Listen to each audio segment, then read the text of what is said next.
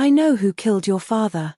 The words left Freya's mouth before she could stop them, and the moment they did, Cho Kang Ta went so still that the entire penthouse seemed to stop breathing with him. The iron was still smoking. The ruined suit, $6,800 of hand-tailored Italian wool, commissioned in Milan, worn once, to his father's funeral, still smoldered on the ironing board behind her. His fury from 30 seconds ago, the kind of cold, surgical fury that made senior members of Seoul's most feared organization leave rooms without being asked, had simply evaporated. Replaced by something far more dangerous. Silence. He looked at her. Really looked at her, not the way he'd looked at the suit with catalogued, precise rage, not the way powerful men usually looked at the women who cleaned their rooms, which was to say not at all. He looked at her the way a man looks at something that has just rearranged his entire understanding of a moment he thought he already understood. Freya did not look away. She had trained for this. She had rehearsed 17 versions of this conversation across 3 countries and 8 months of following a paper trail that had brought her here, to this penthouse, to this uniform, to this exact moment. She had imagined his rage. She had imagined his denial. She had imagined the kind of cold professional threat that ended careers and occasionally ended the people attached to them. She had not, in any of her 17 rehearsals, imagined this particular silence. "Say that again," he said. His voice had changed. Everything that had been in it 60 seconds ago, the fury about the suit, the controlled menace, the weight of a man accustomed to consequences, had been stripped away. What was left was something rawer. Something that had not had time to armor itself. He sounded, for just a moment, like a man. "I know who killed your father," Freya said again, steady. "And I have proof." And what she didn't know, standing there in a borrowed uniform with the iron still smoking behind her and her entire cover already unraveling, was that those 8 words were about to pull both of them into something neither of them was going to be able to walk away from clean. Stay with me. Because this is where everything changes. If you're new here, subscribe to Daily Story Dose, because this story is only getting started and you are going to want to be here for every single second of what comes next. 48 hours earlier, Freya Osei had been standing in a different room entirely, doing something she was considerably better at than ironing suits. She had been lying. She had walked into the Cho Grand Hotel, 12 floors of glass and imported stone rising above Seoul's Mapo district like a statement of intent, with a fabricated employment history, a borrowed blazer, and one name that was entirely, stubbornly her own. That last part had been a small act of defiance against the man who recruited her for this assignment. At least let me keep my name she had told him, across a desk in Accra, 3 time zones and what felt like a lifetime away. I will give you everything else. But I keep my name. He had agreed. He had also told her the assignment was straightforward. He had been wrong about that second part. The housekeeping supervisor, a compact, efficient woman named Mrs. Park with reading glasses permanently stationed at the end of her nose, had looked at Freya's paperwork for approximately 4 seconds. "Hired," she had said, stamping a form without looking up. "Penthouse floor.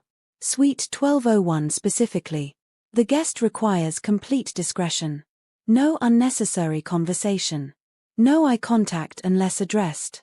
No questions about his schedule, his visitors, or his business." She had looked up then, over the rims of her glasses. "Are we clear?" "Perfectly," Freya had said. She had spent the following 24 hours constructing a precise mental blueprint of Suite 1201.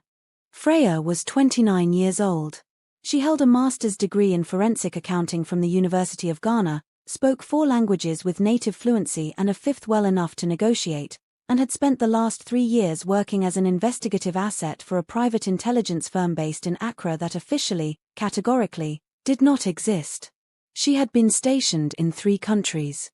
She had helped dismantle 2 money laundering operations that between them had moved north of $400 million.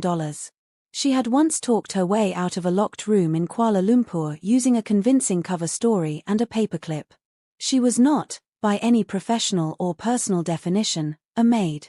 But she was exceptionally good at becoming whatever a situation required her to become, and the man in Suite 1201, the man she had flown across 2 continents to investigate, maintained a security apparatus so thorough, so layered, So quietly comprehensive that the only people who got genuinely close to him were the ones who cooked his food and cleaned his rooms. So here she was, pressing shirts she hadn't been trained to press, filing reports about a broken iron that no one in maintenance was going to fix, and spending every quiet moment in Suite 1201 photographing documents, memorizing patterns, and building the final pieces of a case that had started 8 months ago with a dead man in Accra and a financial trail that shouldn't have existed. The iron had been broken since her second day. The temperature dial was stuck at maximum and no amount of careful handling compensated for a heating element that had made its own decisions about operating parameters. She had reported it to Mrs. Park on 3 separate occasions. Mrs. Park had nodded each time with the practiced efficiency of someone who was going to do absolutely nothing about it. Freya had managed around it. She had learned to work quickly, to keep fabric moving, to minimize contact time. She had been managing it successfully for 5 days. On the 6th day, she had found the document. It had been tucked inside a leather portfolio on Cho Kang Ta's desk, sandwiched between what appeared to be standard financial statements, the kind of layered, multi-entity reporting structure that most people's eyes slid right off of. Most people's. Not Freya's. Freya's eyes had stopped on page 4, on a subsidiary name she recognized from 6 months of following a money trail through Macau, and her brain had done the thing it did when a pattern completed a kind of quiet, terrible click, like a lock opening that you had been trying to pick for a very long time. She had photographed every page. She had replaced the portfolio exactly as she found it. She had walked back to the ironing board on legs that felt slightly disconnected from the rest of her body and picked up the iron. And she had been so deep inside the implications of what she'd just found, running the connections, mapping the names, tracing the chain of causation forward and backward simultaneously, that she hadn't noticed the smell until the smoke was already rising. Cho Kang Ta had walked in 4 minutes later. 12 minutes ahead of his confirmed schedule, because of course he had, because the universe had a particular sense of humor about these things. He had looked at the suit. He had looked at her. And then the fury had arrived, not loud at first, which was the terrifying part. Not the kind of anger that announces itself immediately. The kind that builds in pressure behind a controlled exterior until the exterior can no longer contain it. You burnt my suit. Not a question. A confirmation. The sound of a man arriving at a fact he wished were not true. There was a malfunction with the iron's temperature setting, Freya had said, keeping her voice level, keeping her posture neutral, keeping every trained instinct she had pointed at the task of not revealing that her heart was currently attempting to exit her chest through her ribcage. The dial is broken. I reported it to the housekeeping supervisor on 3 separate. You burnt my suit. This time it came differently. The volume arrived. The walls of the penthouse seemed to contract around the sound of it, and Freya felt the words land in her sternum, not fear, exactly, but the thing that lives adjacent to fear and knows its address. That suit, he had said, his voice dropping back to something quieter and somehow worse, was the last garment I wore while my father was still alive. It was worn to his funeral. It existed in the world as the one thing I had that carried that day. And now it is ash. His eyes, dark as deep water, cold as deep water, with that same quality of something vast and unknowable moving far beneath the surface, had locked onto hers. So tell me, what exactly do you plan to do about that? And Freya, who had been raised by a woman who believed that a lifted chin was the most powerful weapon available to a person with nothing else in their hands, had looked at Cho Kang Ta directly and said it. 8 words that changed everything. He still hadn't moved. That was the thing she kept returning to as the silence stretched, that a man who was essentially controlled violence in a bespoke suit, a man whose stillness in ordinary circumstances already carried a quality of coiled potential energy, had become something beyond still. Something that had stopped being a physical state and become a condition of the air itself. How, he said. Not asterisk how do you know this asterisk not asterisk that's impossible asterisk not asterisk who sent you asterisk just the one word, stripped to its bones, carrying everything and revealing nothing. That's a conversation I'm prepared to have, Freya said. But not like this. She allowed herself one small, deliberate gesture, just enough to indicate the space between them, the smoking iron, the ruined suit, the absurd staging of this entire moment. Not in these circumstances. Something crossed his face. Something that in a different architecture of this moment might have been the very distant ancestor of amusement. You burnt a $6,800 suit, he said slowly, and now you're setting terms. I'm establishing context, Freya said. There's a meaningful difference. He looked at her. The searchlight quality of his attention was something she had noticed in her research. People who had been in meetings with Cho Kang Ta consistently described the experience of being looked at by him as something that required recovery time afterward. She understood that now in a way that reading transcripts had not prepared her for. It was the quality of a man who processed people the way most people processed problems, completely, methodically, without leaving anything unexamined. She let him look. She had nothing to hide that he wasn't going to find out anyway.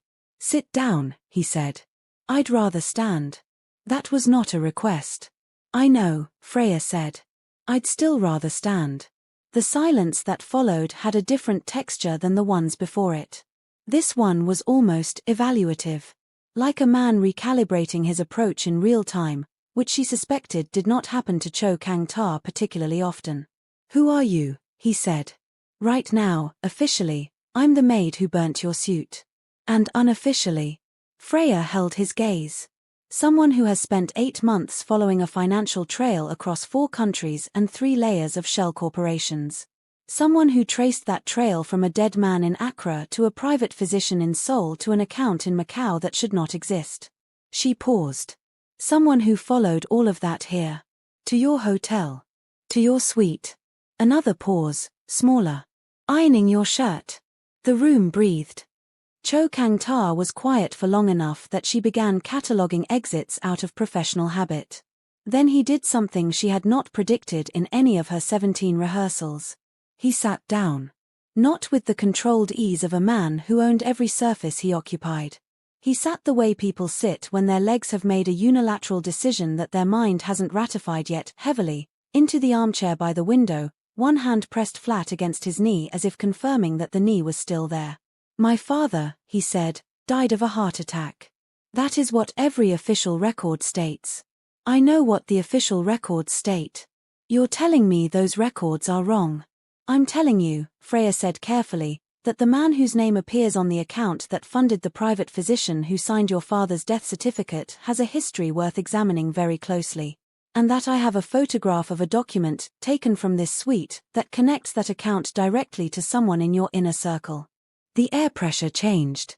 She felt it happen, a shift as real and physical as weather, as the moment a storm stops being a possibility and becomes a certainty. Cho Kang Ta's expression did not change in any way she could point to specifically, but something behind it did. Something armored itself. Something that had been, for the last several minutes, surprisingly open, pulled back into fortified positions. You are making an extremely serious accusation, he said quietly. Yes. Based on a document you photographed from my private desk. Yes. Which means whatever else you are, he said, you are not a maid. No, Freya said. I'm not. And what she didn't know, what she could not have known, standing there with her cover completely blown and the most dangerous man in Seoul sitting 4 feet away from her, was that Cho Kang Ta had suspected her for 6 days. 6 days of watching her move through his rooms with a precision that no housekeeping training produced. 6 days of noticing the way her eyes mapped exits. 6 days of finding his documents disturbed in ways that were almost imperceptible, almost, to someone who was not in the habit of noticing everything. He had said nothing. He had watched. He had waited. The question, the one that would keep Freya awake long after this night ended, was what exactly he had been waiting for. He stood. The motion was fluid and unhurried, a man operating entirely within his own gravitational field. He crossed to the window, hands clasped behind his back, looking out over Seoul, the city spread below like a circuit board lit from within, every light a life, every shadow a secret. My father was not a good man, he said, to the glass, to the city, to something that wasn't quite either of them. By any measure most people apply to goodness. A pause. He built everything I have. Every connection. Every alliance. Every structure I now maintain. He built it with methods I was never entirely at peace with and decisions I did not always agree with. He turned. faced her. But he was mine. And I have spent 3 years not knowing the truth of how he died. Something in Freya's chest shifted. A knot that had lived there for 8 months, the knot that formed every time an investigation crossed the coordinates where grief and power intersected, loosened, fractionally. I can give you that truth, she said. But I need 2 things. Your cooperation. And your protection. She held his gaze. Because the person whose name is on that document is not a stranger to you.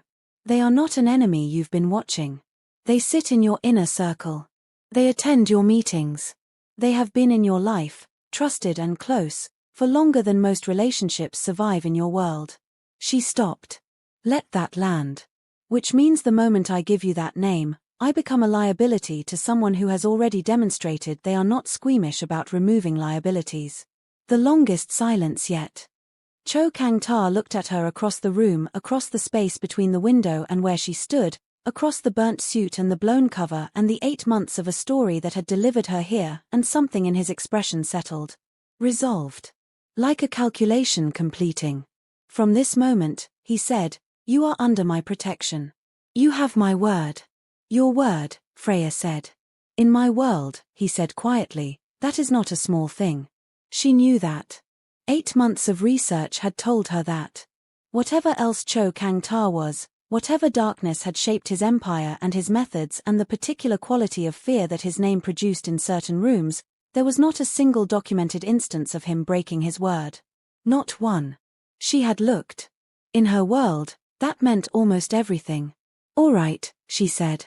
She reached into the inside pocket of her uniform, the one she had sewn herself on her second day, a small invisible modification that Mrs. Park had never noticed, and produced a folded photograph.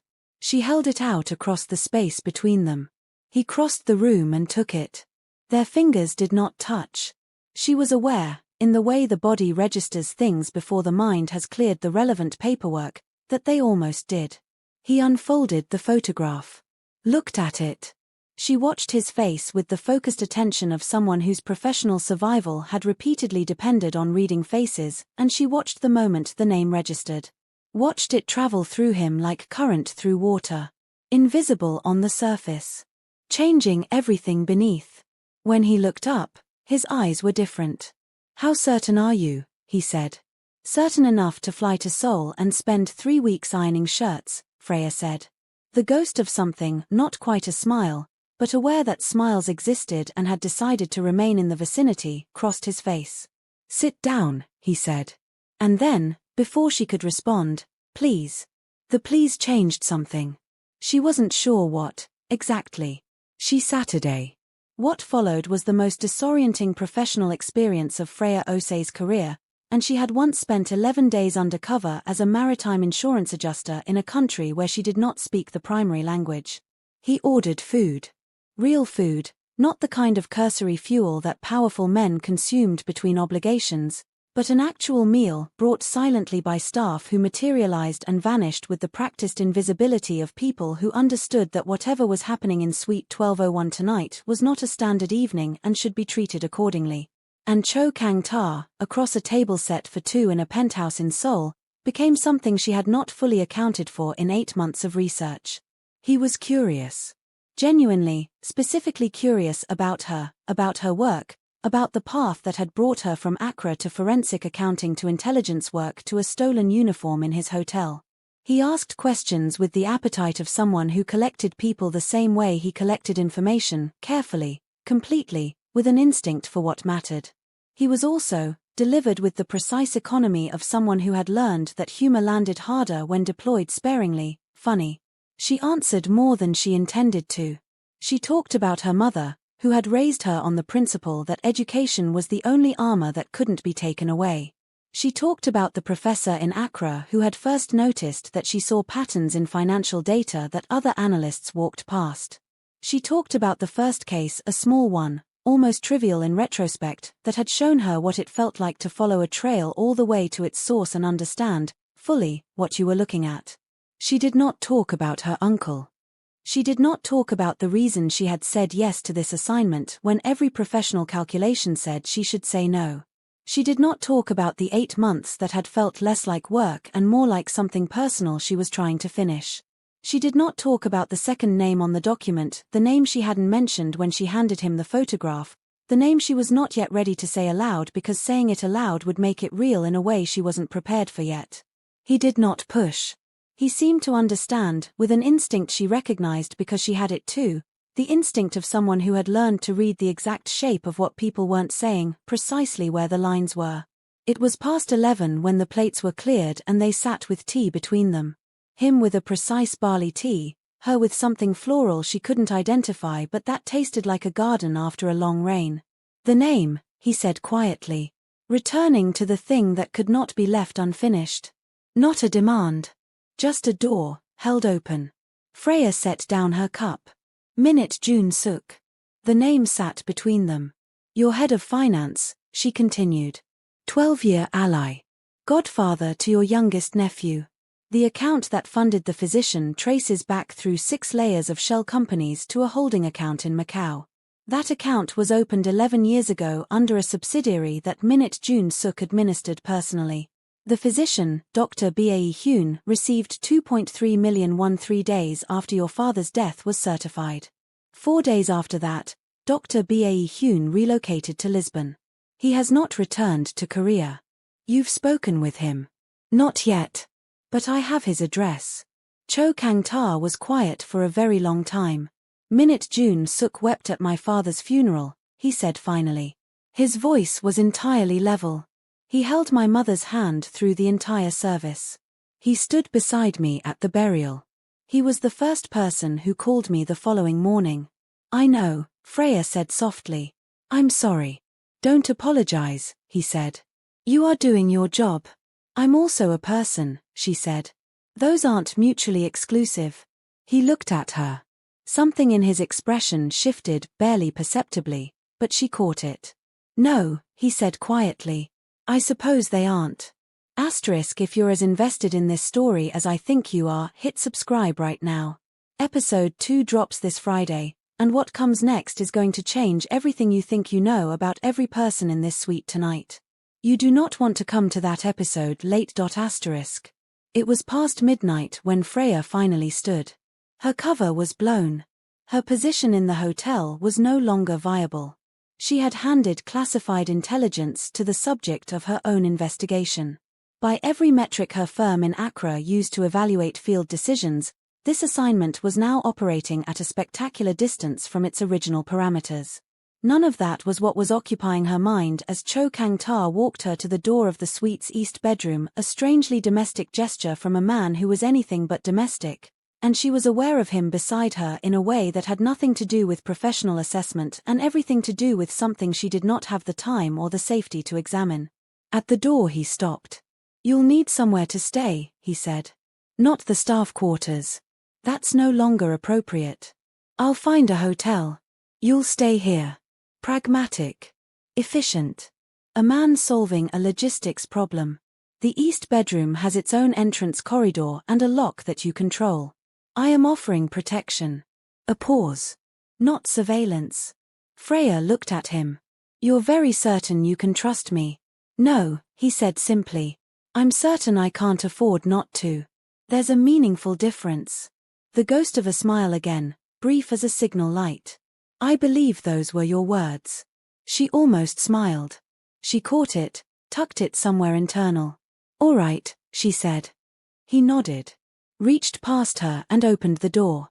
Maintained, with a precision she suspected was deliberate, exactly the right amount of distance. Freya. She turned. The suit, he said. Don't concern yourself with it. She blinked. It can be replaced, he said. I was wrong to imply otherwise. Grief makes us say things that aren't accurate. Even when we have been carrying that grief for 3 years. He held her gaze for one measured moment. Get some rest. He turned and walked back toward the main suite before she could find words to respond with. Freya stood in the corridor for a long moment, one hand on the doorframe, listening to the particular quality of silence that a penthouse generates when the city below is still awake, and she thought about a man who had just told her the truest thing he'd said all evening without intending to reveal anything at all. She went inside. She sat on the edge of the bed in the dark. She thought about Minute June Suk. She thought about shell companies and a physician in Lisbon and 2.3 million won. She thought about the chain of causation that had brought her here, to this room, to this night, to a man who had pressed a photograph with both hands like it was something fragile. And then she thought about the thing she hadn't said. The thing she hadn't told Cho Kang Ta. Hadn't told her supervisor in Accra. Hadn't written in the encrypted case file she updated every 48 hours. The thing that had lived in her chest for 8 months, quietly, like an ember she kept having to decide not to extinguish. The dead man in Accra, the one whose financial records had started all of this, whose money trail had pointed her towards Seoul and the Cho family and a death that didn't add up, had not been a stranger. He had been her uncle. Her mother's brother. A man she had sat across from at Sunday dinners for the first 20 years of her life. A man who had called her brilliant in a way that made her believe it, who had pressed money into her hand before every exam as if funding her success personally, who had died alone in an office building in Accra on a Tuesday afternoon with a look of surprise still on his face that the coroner had noted in his report and that Freya had not been able to stop thinking about since.